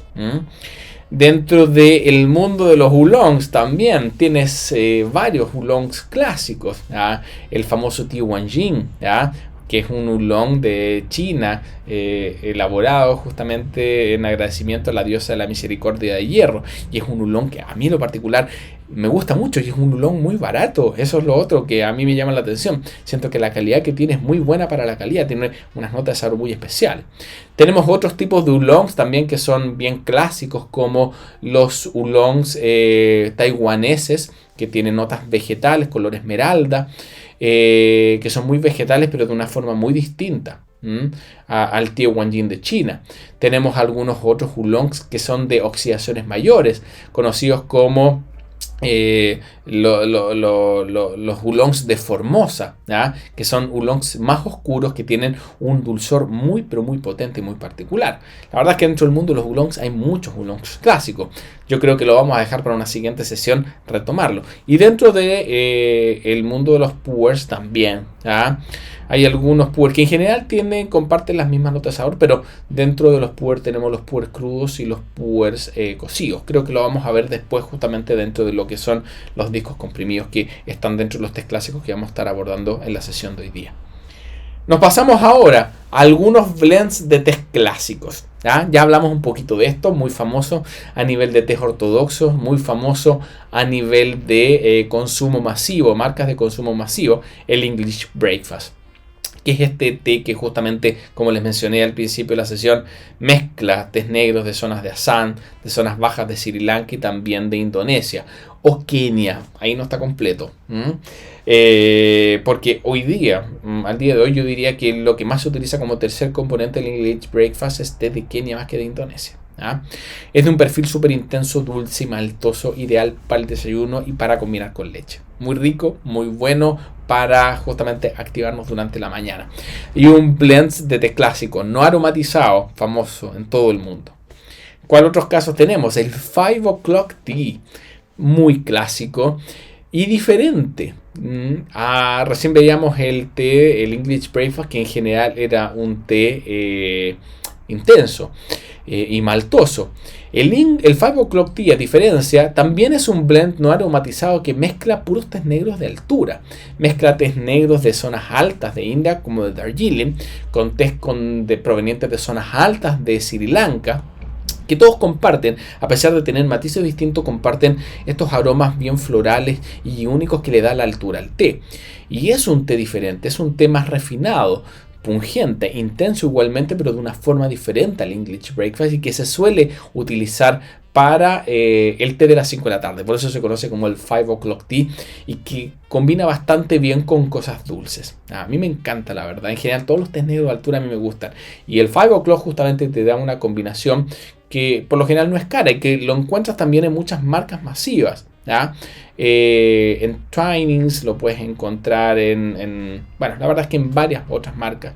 Así que denle una mirada, pruébenlo si es que no lo han probado. Se prueba como cualquier té negro y se van a llevar una deliciosa experiencia, porque es muy, muy, muy rico. Otro blend de té clásico, Lapsang Souchong. Aquí estamos frente a otro tipo de blends. Estaríamos frente a lo que sería un blend aromatizado.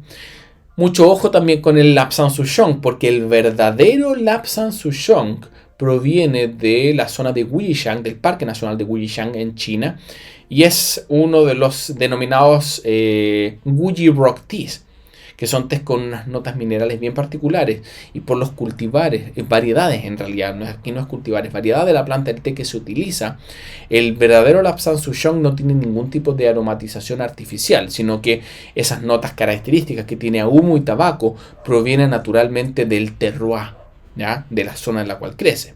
Sin embargo, lo que normalmente se conoce o se encuentra en un tea shop especializado o lo que comercializan las distintas marcas como Lapsang Souchong es una versión más comercial, no proveniente de Wuyishan, generalmente elaborado en China a partir de té Kimen, que en su proceso productivo tiene un proceso de secado en donde se utiliza humo, ¿ya? Lo cual va secando y va impregnando estos sabores ahumados.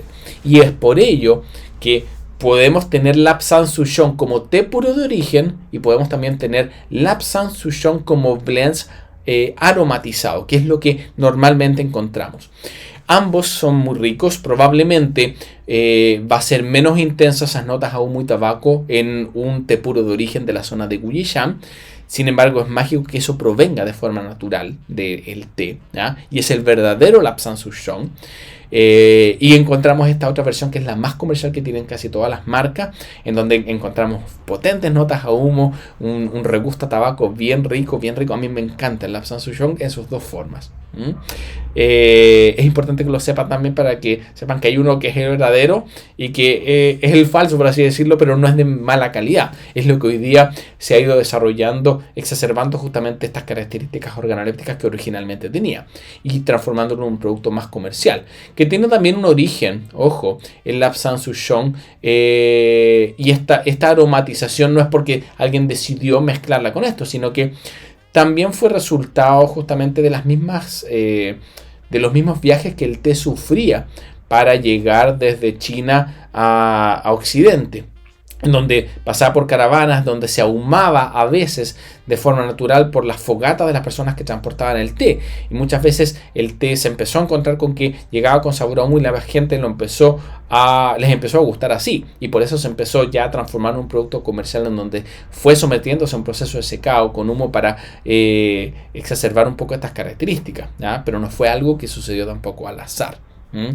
Y el Lapsang Souchong en muchas personas provoca rechazo cuando lo huelen, porque se huele el té y se siente un aroma como a humo que para muchas personas es desagradable. Sin embargo, cuando lo preparas es un té súper suave, súper dulce, con un regusto como a humo y tabaco, pero muy muy rico. Muchas personas me ha tocado ver lo que lo odian cuando lo huelen y después cuando lo prueban lo adoran. y que después no pueden vivir sin él.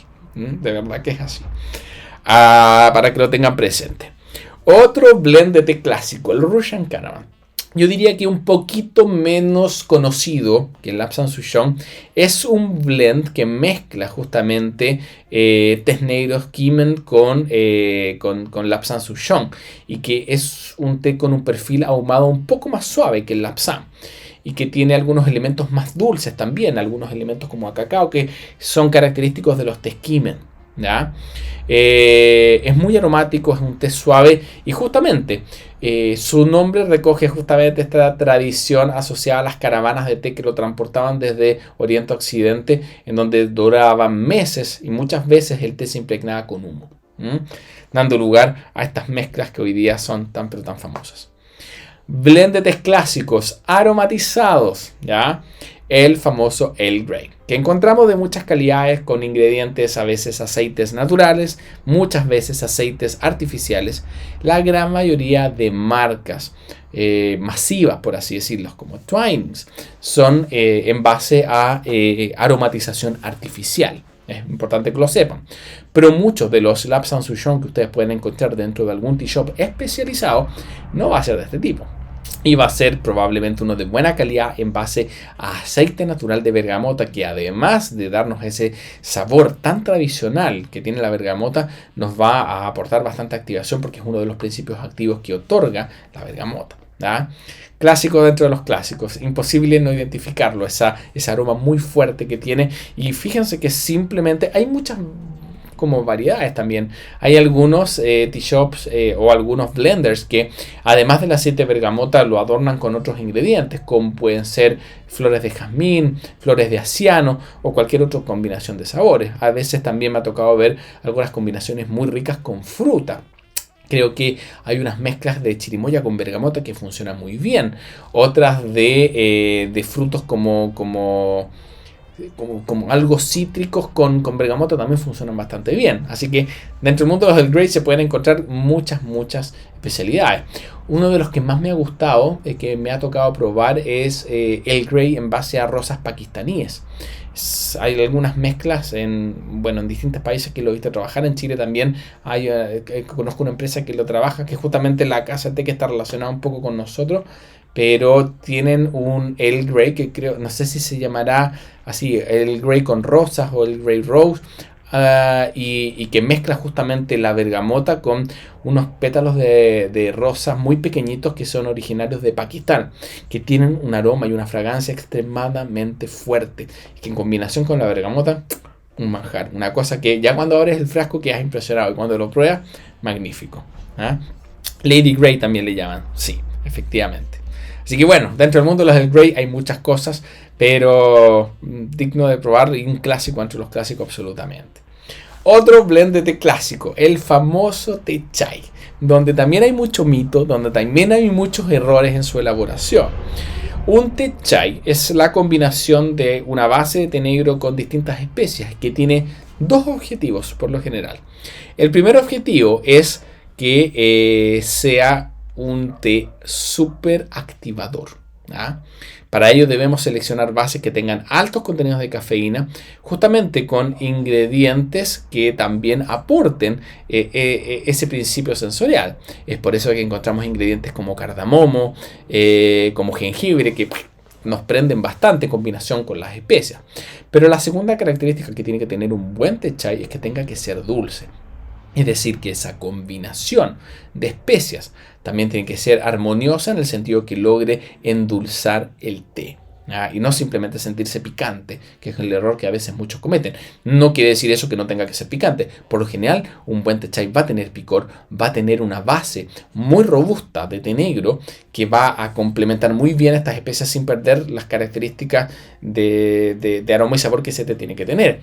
Pero se va a percibir igualmente dulce en boca y, por supuesto, muy activador. Errores que se cometen muchas veces cuando los té chai los elaboran en base a tés negros chinos. No funcionan bien porque el té termina perdiéndose. Los tés chinos, en general los tés negros chinos tienen, no es que sean malos, no estoy hablando de eso. Uno lo que busca en un té negro de China es diferente a lo que uno busca en un té negro de Sri Lanka o de India. Y por lo general, por las plantas de té que se utilizan y por los procesos de manufactura de los tés negros en China, en donde por lo general los tuestan al final, reduciendo su intensidad, su amargor y su contenido de cafeína, eso no conjuga bien con los principios que tiene que tener un té chai. Funcionan mucho mejor bases como el Assam. Por lo general los buenos tés negros y los verdaderos tés chai se elaboran en base a té negro asámico, que tiene esta característica de ser muy amargo, muy robusto en términos de carácter, con un contenido de cafeína fuerte, que compensa súper bien en términos de sabor con el resto de especias que son intensas, lográndose una bebida súper dulce y activadora, que es lo principal. Cardamomo, jengibre, pimienta, canela, clavo, olor son por lo general los ingredientes que tiene un buen té chai. Y se puede preparar también de muchas formas. Normalmente lo podemos preparar con agua. Hay mucha confusión también, a veces se habla de masala. El masala no es el té chai en sí, sino que es una preparación específica del té chai en donde se somete a varios hervores. Se mezcla con leche. En India lo hacen con leche de yak, que es una leche muy grasa. Pero en general lo ideal es prepararlo con alguna leche entera porque la grasa se va sacando, se mantiene evaporando durante varios minutos. Se lleva a hervor 3 veces la mezcla de té chai con la leche y generalmente el contenido de leche se reduce a la mitad. Y logras una bebida en donde todos esos principios activos se multiplican como por 4. Lo sientes más dulce y lo sientes también sumamente activador. Es el famoso masala que sirven que se sirve en India en la calle, que es como la bebida más tradicional. Lo cual también es diferente a un chai latte. Muchas veces te venden masala en las cafeterías o en la tetería cuando sin embargo simplemente se trata de un chai latte. ¿Cuál es la diferencia que tiene? No tiene esta preparación que dura varios minutos con varios hervores, con leche entera, sino que simplemente se hace igual que cualquier expreso, se hace un concentrado de chai que posteriormente se corta con leche y posteriormente se agrega leche batida. Leche calentada y batida, espumosa encima y se hace un latte. Eso es un chai latte, es diferente a un masala. Y muchas veces uno ve en las teterías o cafeterías que venden masala cuando en realidad no son masala, para que lo tengan presente también. Todo eso surge a partir del té chai. El té chai en sí es un clásico y sus distintas preparaciones también pueden ser clásicos, como el famoso masala. El té negro con rosas, fíjense, estaba también en la presentación. Blend tradicional de China elaborado en base a té negro kimon, de sabor suave, y pétalos de rosa roja, aromático floral, que por lo general provienen de Pakistán. El verdadero té negro con rosas de China no utiliza rosas chinas, utiliza rosas traídas desde Pakistán, que tienen la característica, si ustedes se dan cuenta acá en la imagen, son muy pequeñitas y son enteras. Cuando uno corta las rosas, hay algunas rosas, por ejemplo las que encontramos aquí en Sudamérica, son muy grandes y cuando se parten tienden a amargar y además son más intensas. Estas son muy intensas en términos de aceites esenciales, en términos de aroma y sabor, y muy pequeñitas y no amargan en lo absoluto. Otro clásico de los clásicos, pero aquí ojo que ya estamos entrando a una categoría un poquito diferente. Fíjense que antes estábamos hablando blends de tés clásicos, el té chai, pero aquí ya estamos hablando de blends especiales de origen, es decir, blends elaborados en los lugares de origen que son muy tradicionales. Es decir, este té negro con rosas es muy tradicional en China. Denme un segundo, por favor. Que estaba con un invitado acá con mi perro y me pidió salir. El té negro con rosas es un blend especial de origen porque efectivamente, no quiero que se confundan, no es un té de origen, pero es algo que se hace únicamente en China. Lo pueden replicar otros, pero es un té que tiene mucha tradición y que lleva muchos siglos preparándose acá.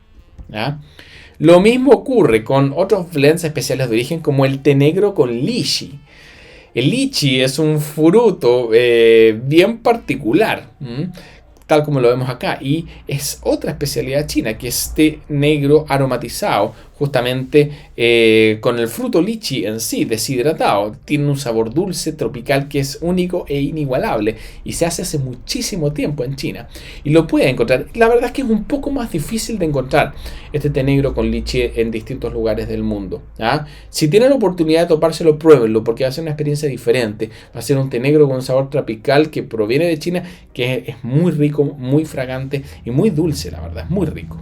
Parece que alguien lo ha probado. A Alicia decía genial, no sé si se refería al té negro con lichi o al té negro con rosas de Pakistán. Otro de mis favoritos, el té verde con flor de osmanthus. Este té, la verdad es que yo siento que es bastante menospreciado para la calidad que posee. No muchos tea shop lo tienen. Generalmente utiliza un té verde muy suave, muy delicado, de la provincia de Jiangxi. Y es un té verde muy floral y delicado, que además se mezcla con las flores de osmanthus, que cuando se infusionan a la temperatura apropiada, dan un sabor a durazno, a melocotón, muy pero muy intenso. Es un té con el cual sí se tiene que tener mucho cuidado en su preparación, porque si lo preparas a 80 grados Celsius va a amargar, si lo dejas 2 minutos va a amargar. Lo ideal es que lo prepares entre 65 y 70 grados y lo infusiones durante 1 minuto. Es un té magnífico, yo diría que es uno de los mejores exponentes de té verde o de blends especiales de origen que existen. Lo encuentran en algunos tea shops, yo no lo he visto en muchos, pero sí lo he visto aquí en Occidente. Y la verdad es que vale absolutamente la pena. No lo pescan mucho porque cuando lo huelen no tiene un sinfín de cosas, pero la verdad es que cuando uno lo prueba se nota una calidad tremenda en términos de sabor cuando uno lo infusiona. ¿Ah? Sí, es muy agradable la flor de osmanthus, pero hay que tener cuidado en esta combinación de té verde con flor de osmanthus, que sea preparado a baja temperatura y por muy poco tiempo, y se van a llevar una sorpresa muy pero muy agradable. Y si no lo hacen así, se van a llevar una sorpresa muy desagradable porque va a resultar muy amargo y casi intomable. ¿Ah? Así que mucho cuidado con eso. Otro blend especial de origen, el té verde Gunpowder con menta, que es la famosa mezcla de té marroquí que se prepara con agua o leche. Se puede servir caliente o frío y endulzado o no endulzado, pero por lo general muy endulzado, muy endulzado, mucha azúcar le agregan. Así que uno queda como con un sugar rush y un rush que te da justamente el alto contenido de cafeína, que por un lado tiene el Gunpowder. ¿Se acuerda que hablábamos antes?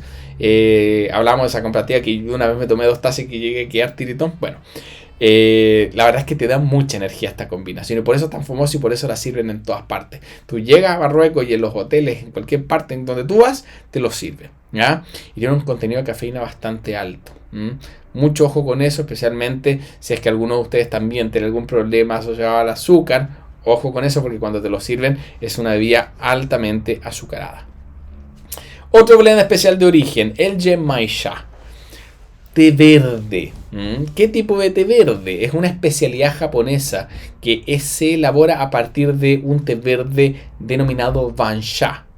¿Qué diferencia tiene el Bansha con el Sencha? Por lo general son los mismos arbustos que producen ambos tés, pero por lo general los Senchas se elaboran a partir de la primera y segunda cosecha, en donde las hojas son más pequeñas y han desarrollado notas más bien vegetales, mientras que en la medida que sigue pasando el tiempo durante el año, en una tercera y una cuarta cosecha las hojas están más grandes, ¿ya? Y el procesamiento de esas hojas y el sometimiento a un proceso productivo análogo al sencha da lugar a otro té en la tercera y cuarta cosecha. El proceso productivo es muy similar, pero el resultado en términos organolépticos es distinto. Es similar en cuanto a que es vegetal, pero se exacerban en el Bansha algunas notas más bien del tipo marinas. Es algo más plano, puede ser igual de intenso, pero definitivamente es más marino. Y el Genmaicha es un té que mezcla arroz tostado con arroz inflado. Eso que ven ahí como popcorn, no es que sea popcorn de maíz, no. Es arroz que también durante este proceso donde se va tostando el arroz, algunos de ellos hacen pop. y explotan igual que un popcorn. Y queda de esta forma el famoso Genmaicha. Y el Genmaicha, en términos de preparación, lo único que les puedo recomendar es que se prepara a alta temperatura. Ojo con eso. Lo primero que tenemos que tener es que es muy diferente a otros tés verdes japoneses o de China, donde por lo general infusionamos a 70 u 80 grados entre esos rangos y por 1 a 2 minutos. En cambio, un Genmaicha lo pueden preparar a 95 grados Celsius. Y la verdad es que preparaciones de 30 segundos a 95 grados Celsius quedan espectaculares. Y es una preparación bastante poco ortodoxa y que se sale de lo que normalmente van a encontrar en los libros. Pero muchos expertos en té lo recomiendan y la verdad es que sí, queda muy bien. Y algo muy lindo también que pueden experimentar con el Genmaicha es cómo puede variar organolépticamente en función a los alimentos con los cuales lo puedan combinar, el maridaje que hagan con él, puesto que el Genmaicha, cuando tú lo consumes sin nada en la boca, solo, lo vas a sentir algo marino y con una cantidad de notas tostadas muy pero muy pronunciadas, muy tostado en boca, muy agradable. Pero basta con que ustedes le den una cucharadita a un pastel dulce, ya sea que tenga dulzor en base a mermeladas o manjar o cosas así, lo coman y vuelven a tomarse un sorbo de Genmaicha y esos elementos tostados van a cambiar radicalmente y lo van a sentir extremadamente marino. Entre un sorbo y otro, podría decirse que no marida bien con esos elementos, absolutamente. No hay un buen maridaje porque te hace percibir el té de una forma distinta como es originalmente por sí solo. Sin embargo, es un juego de maridaje muy lindo de hacer porque te das cuenta de una expresión totalmente distinta de ese té. Y cuando después de comer algo muy dulce vuelves a tomarte un sorbo de ese Genmaicha, lo vas a sentir muy marino, con notas casi a pescado. Es muy muy especial el cambio que tiene, para que lo tengan presente. Efectivamente, el Genmaicha se puede preparar de forma artesanal. Hay que tener mucho cuidado y aprender a tostar el arroz. Y la verdad es que queda bastante bien, ¿ya? Yo mismo he preparado, tengo que decirles que me ha costado, pero hay técnicas que pueden hacer para tostar el arroz. Se tuesta a muy baja temperatura, toma su tiempo y tiene que quedar más o menos así como se ve acá. Y efectivamente el hecho de que uno tenga el arroz tostado, hecho por uno mismo, ¿ya?, tan intenso y lo mezclas con el té bancha, ¿ya?, la verdad es que queda muy, pero muy intenso. Y puede ser que en términos de calidad sea mejor a uno que pudo haber sido hecho hace varios meses y que provenga inclusive de Japón. Para que lo tengan presente. Es un muy buen aporte, Alicia, porque de verdad uno puede hacer su propio Genmaicha. De hecho, creo que dentro de las notas que están próximas a salir, hay una nota en donde justamente aborda la preparación casera de Genmaicha. No sé cuándo irá a salir, sé que está dentro del plan, creo que he visto, no sé si se habrá grabado ya o no, pero creo que viene algo con eso, para que se mantengan atentos. Otro té, hoy estamos súper pasados de hora, me van a asesinar acá. Milky Oolong, un tradicional blend chino, base a oolong de baja oxidación con aroma y sabor a vapor de leche. Es un muy clásico, en general pasa algo bastante similar a lo que ocurre con el Lapsang Souchong, puesto que el Milky Oolong, el verdadero Milky Oolong, es un té taiwanés, ¿ya?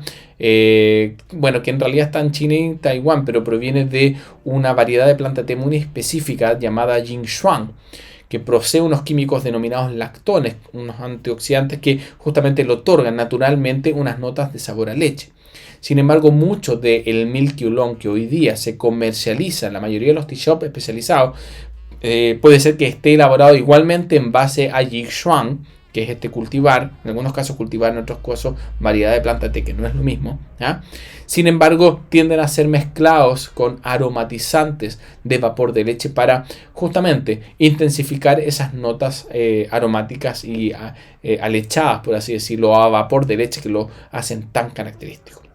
De hecho, me atrevería a decir que casi el 80% del Milky Oolong que uno encuentra en el mercado es mezcla de Jinshuang con algún tipo de aromatizante que exacerba esas notas de vapor a leche. Igualmente es exquisito, muy rico y es un clásico y es un blend especial de origen absolutamente. Para que lo tengan presente. Es un té más caro, hay que decirlo. Pero ¿vale la pena? Sí, vale la pena. Es un té muy, pero muy agradable. Osmanthus Oolong. Menos conocido, igual de especial que la mezcla de té verde con osmanthus. La verdad es que aquí se logra un perfil algo diferente cuando se mezcla en base a oolong de baja oxidación y flores de osmanthus. Se percibe herbáceo. La diferencia que tiene es que cuando se percibe con té verde se percibe más floral como combinación, floral y dulce, floral en términos aromáticos y floral en términos de sabor, en el caso del té verde por la base, pero dulce también por el melocotón, por esa cosa durazno que dan las flores de osmanthus. Y en este caso son notas más herbáceas, algo más dulces también, que se mezclan muy bien con estos elementos frutosos que da la flor de osmanthus. Si tienen la oportunidad de probarlo, funciona bastante bien, y a diferencia del té verde con osmanthus, este sí puede ser preparado a mayor temperatura y va a quedar bien, ¿ya? Es menos delicado que el que hablábamos antes. Ginseng Oolong, otro blend especial de origen, especialidad china, también se produce en Taiwán, que se elabora en base a Oolong. Y eso que ustedes ven allí, que le da una consistencia bien especial, es una envoltura, es como un polvillo que se impregna, que está elaborado en base a combinación de flores de osmanthus y raíz de ginseng, que se pulverizan y posteriormente se impregnan en el té, y que le da un perfil, la verdad, bastante activador a nivel cognitivo, ¿ya? Tiene un sabor intenso, notas frutosas, florales y un marcado sabor a ginseng. Es más difícil de encontrar absolutamente, no tiene mucha complejidad en su preparación como cualquier oolong, y la verdad es que es bastante agradable y uno sí nota que es bastante activador en comparación a otros oolongs. Así que si tienen la oportunidad de toparse con él, es otro blend especial de origen que es clásico y que ojalá puedan probarlo. Jasmine Pearls. Otro blend especial de origen, que son los verdaderos tés de jazmín, aquellos que les mencionaba antes, que son puestos en contacto con flores de jazmín recién cosechadas y que absorben mucho del aroma del jazmín, ¿ya? Son por lo general elaborados a partir de hojas y brotes de tés verdes y pétalos de jazmín a través de una elaboración 100% natural, ¿ya? 100% artesanal y muy, pero muy intensos. Por lo general son tés bastante caros. Hay que tenerlo presente también. A diferencia de un té de jazmín tradicional, el Jasmine Pearls, o también conocidos como Perlas Phoenix o Jasmine Phoenix, tiene distintos nombres. Son estos que se elaboran en base a esta aromatización 100% natural y en base a muy buenas partes del Panther Té, lo cual lo hace bastante único. Otro, el Lotus Tea, mucho más desconocido. La verdad es que yo en lo personal nunca me he topado este té en tea shops de Occidente, pero es importante también mencionarlo porque es un blend especial de origen de Vietnam. Y es una rareza en donde los tés verdes son almacenados al interior de las flores de loto para que absorban su aroma durante el secado. Es decir, que después de que el té está a medio procesar, se agrega dentro de las flores de jazmín. En realidad el té verde cuando ya está terminado, y se deja secar la flor de jazmín con todo el té adentro, y el té absorbe todo el aroma no de jazmín en este caso, de las flores de loto. Y obviamente le da una saborización súper natural, similar a lo que ocurre justamente con el que vimos antes, ¿ya? Como estas bolitas de jazmín que veíamos, pero con un aroma floral muy distinto. Bueno, los Blooming Teas, ¿qué son? ¿Ya? Son otros clásicos dentro del mundo del té, que son estas bolitas hechas de forma artesanal que posteriormente, cuando tú las infusionas, adquieren forma de distintas flores. En realidad son brotes de té, hojas de té que son tejidas a mano con pétalos de flores, de distintas flores en realidad, y que se infusionan, y que cuando tú las agregas en agua van empezando a abrirse lentamente. ¿Qué tenemos que tener en cuidado con respecto a los Blooming Teas? Tenemos que tener en consideración de que no siempre no tenemos que esperar a que se abran completamente para poder tomarlo. Si lo dejamos abrir completamente, probablemente eso puede llegar a tomar 10 minutos y ese licor no va a quedar bien. siempre ten en consideración que vas a requerir unas 3 infusiones distintas hasta que ese blooming tea se abra por completo. Lo más probable es que tu primera infusión va a tomar un poco más tiempo, unos 3-4 minutos, en los cuales la flor no se va a ver abierto completamente. Lo vas a tener que servir, tomártelo para que esté agradable. Posteriormente lo vuelves a infusionar y va a seguir abriéndose. Esos son los cuidados que tenemos que tener con los bloomings. Pero en términos visuales son hermosos y por lo general combinan, no solamente son, muchas veces los llaman bolitas de jazmín, pero no siempre son de jazmín. Tienen jazmín, tienen amaranto, tienen mantos, bueno, te puedes encontrar con muchísimas variedades distintas, ¿ah? Para que lo tengan también presente. ¿Qué más? Los famosos tea cakes, que son otros tés clásicos. Cuando hablamos de tea cakes nos estamos refiriendo a tés comprimidos. Y los tés comprimidos, a pesar de que muchos tienden a pensar que son solamente purs, los tés comprimidos provienen de todas las tipologías. Y básicamente corresponde a tés a los cuales se les da alguna forma cuando están todavía húmedos, ¿ya? En moldes que pueden darle formas de ladrillo, formas de disco, formas de mini discos. Hay algunos que son muy chiquititos como los mini toalla, ¿ya?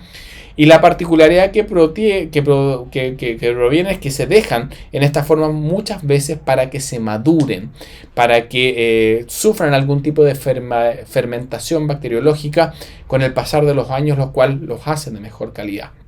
¿Cómo se preparan? Hay que tener mucho cuidado. Generalmente se utilizan algunos implementos, pickers. Déjenme ver si tengo alguno acá. Tengo justamente alguno acá.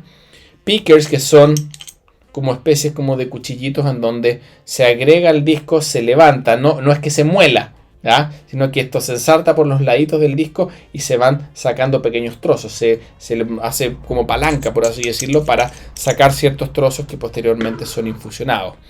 ¿Qué otro cuidado tenemos que tener al preparar los tea cakes? Es que tenemos que lavarlos primero, porque cuando los rompemos muchas veces se desprende polvillo y la idea es que se haga un primer lavado en donde esos trozos de té se coloquen, se les eche agua caliente, se deje ahí 5 o 10 segundos y esa agua se elimine y posteriormente se haga la preparación definitiva, ¿ya? Hay de todo. Hay puer crudos, hay tés verdes, hay tés negros, hay puer cocidos. Dentro del mundo de los tea cakes encontramos absolutamente de todo, amigas y amigos, ¿ya? Dentro de los dark teas especiales tenemos algunos como los que tenemos acá, los puer crudos y los puer cocidos, dentro justamente de un subgrupo de estos tea cakes especiales. Son muy famosos. Siempre a veces se intenta cometer también el error de pensar de que los discos de puer que se encuentran son solamente los puer crudos, estos que toman más tiempo. El puer crudo, para quienes no lo sepan, es el puer como original, el que se fermenta durante muchísimos años, 30 años, ¿ya? Por lo general 30 años es lo que toma la fermentación natural del té, en donde se dejaban esta forma de disco y empezaban a evolucionar las colonias de hongos y bacterias cuando el té era sometido a ciertas condiciones especiales de humedad y temperatura, dejándose en algún lugar guardado, en algún lugar húmedo. A veces se dejaban también en distintos tipos de madera para que con el tiempo y los años fueran adquiriendo el sabor a la madera, ¿ya? Sin embargo, los puer cocidos que se inventaron es un proceso productivo que buscaba justamente lograr el mismo nivel completo de fermentación, pero en un periodo de 2 meses, ¿ya?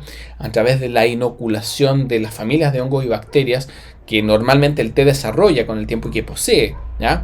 Pero se inocula, se deja cubierto y eso acelera el proceso, pero da un té muy diferente. El Sheng puer, el té crudo, el puer crudo, tiene unas notas de sabor muy diferentes al puer cocido, ¿ya? Que es más intenso, es más hediondo, más sabor a pescado, más notas animales. En términos químicos son igual de buenos, ¿ya? Pero en términos organolépticos son muy pero muy distintos. Y por lo general hay que tener los mismos cuidados con los que hablábamos recién con respecto a los tea cakes, en cuanto a sacar su trocito, lavarlo y posteriormente prepararlos. Los puer crudos por lo general se preparan a temperaturas más bajas, 70 grados por lo general, 80 grados, ya no sobrepasamos eso.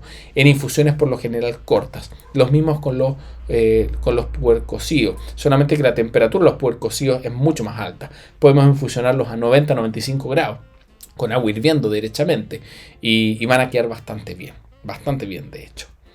Y dentro de estos dark tea especiales también encontramos algunas variedades más pequeñitas, como los famosos mini tuoyas, que lo pueden encontrar también en el mercado, que son por lo general puer cocidos, en un formato muy pequeñito de preparación individual, muy intensos, y la verdad vale la pena. Son hedionditos, hay que decirlo, pero recogen muy bien este perfil organoléptico característico de los puers de buena calidad. Cocidos, eso sí, ¿ya? Para que lo tengan muy presente. Y otro dark tea muy especial son las famosas mandarinas con puer. Que es un trabajo de chinos literalmente, como se dice, en donde las mandarinas se les saca todo el interior carnoso y se llenan con puer cocido, ¿ya? Y se dejan un par de meses madurar hasta que se secan completamente.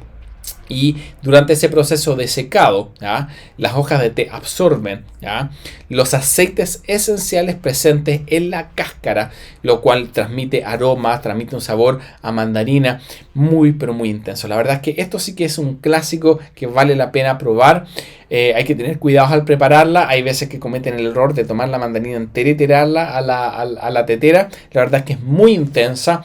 Yo les recomendaría que a partir de una mandarina uno la rompa y uno divida tanto la cáscara como el contenido de puer para hacer unas 4 preparaciones en teteras de medio litro. ¿Ya? Casi todas son de un tamaño súper estándar. Ay, la cámara que me engaña acá. ¿Ya? Son pequeñitas. No tengo ninguna acá como para mostrarles. Pero son pequeñitas, tal como se ven ahí. Es una mandarina. Y la verdad es que si uno la agrega entera, la cáscara puede ser muy intensa en términos de sabor. Pero la verdad es que vale la pena absolutamente. Y la tienen que preparar a muy alta temperatura, igual que un puer cocido. 90-95 grados, con algunos pequeños trozos de cáscara. Y la verdad es que se van a llevar una sorpresa si tienen la oportunidad de toparse con estos productos en sus distintos países. Pruébenlos, no los dejen pasar a pesar de que puedan ser extraños al principio, porque son cosas difíciles de encontrar y que realmente vale la pena, porque en términos organolépticos son mágicos. Y bueno, amigas y amigos, la verdad es que súper pasados de tiempo, les pido las disculpas. La verdad es que no voy a poder dejar mucho tiempo para preguntas porque estamos un poco pasados de tiempo. Pero a menos que haya una pregunta muy importante por ahí, me la pueden hacer ahora en estos momentos al chat. Y si no, bueno, dejaríamos la sesión live hasta acá, ¿ya? ¿Alguna consulta? Hartos temas vimos hoy día, a pesar de que el tiempo era cortito. Me encanta, Alicia, que lo hayas disfrutado y gracias por todos los aportes también y los comentarios, ¿ya? Igual Daniela, a todos los presentes. Solo preguntar por el kukisha. ¿Qué quieres saber sobre el kukisha, Claudia? Kukisha, famoso té en rama de estilo japonés. El kukisha, para quienes no lo conocen, no tengo kukisha acá. Es un té que se conoce como té en ramas porque tiene palitos. Sin embargo, hay distintas calidades de kukisha. En general, el kukisha no es una variedad que se elabore per se, sino que es el resultado. Se elabora en función a los desechos de los procesos productivos de algunos tés. Lo que no se utiliza, por ejemplo, en los sencha o los bancha y en algunas otras preparaciones japonesas, todos esos palitos que no se utilizan, ¿ya?, van siendo filtrados y finalmente esos residuos dan lugar al genmaisha. Al kukisha. Y por lo tanto, dependiendo de los residuos de qué tipo de té provenga, vamos a tener distintas calidades de kukisha. Hay algunos que son simplemente palos café y que es kukisha igualmente, ¿ya? Mientras que hay algunos que son más verdosos y amarillentos, cuando por lo general el kukisha proviene de los residuos de los procesos productivos de senchas de grado 1 o yokuros, ¿ya? Son un tipo especial de kukisha llamado karigane, ¿ya?, que es como el más tradicional, que se vende a mayor precio y que se ven palitos muy delgaditos, amarillitos, con hojitas verdes. Pero el kukisha puede tener muchas calidades y se pueden encontrar igualmente con un kukisha que sea solamente palos café con nada de verdor, ¿ya?, para que lo sepan bien. Veo más kukisha. Bueno, les agradezco también a todos por su participación, por sus consultas. Estoy viendo si hay más consultas. Me parece que Claudia, que probó el té de Misiones. la finca de Doña Irma lo está produciendo y me pareció muy rico. Sí, hay muy buenos tés que hoy día están siendo producidos en Argentina, vale la pena. Hace 10 años atrás, en una película muy distinta, con un enfoque comercial muy diferente a los tés de emisiones y de corrientes, principalmente los de emisiones, y hoy día la verdad es que están logrando un desarrollo de industria ortodoxa muy bueno en Argentina, con un terroir bien particular. Así que para quienes tengan también la posibilidad de probarlos, bueno, están ahí y están cerca nuestro. Así que, estimados, muchísimas gracias por estar presentes el día de hoy. En nombre de todo el equipo de TI Institute Latinoamérica, les doy nuevamente las gracias por haber estado acá. Y bueno, cualquier duda, nos vemos en un siguiente live. Que estén muy, pero muy bien. Muchísimos saludos.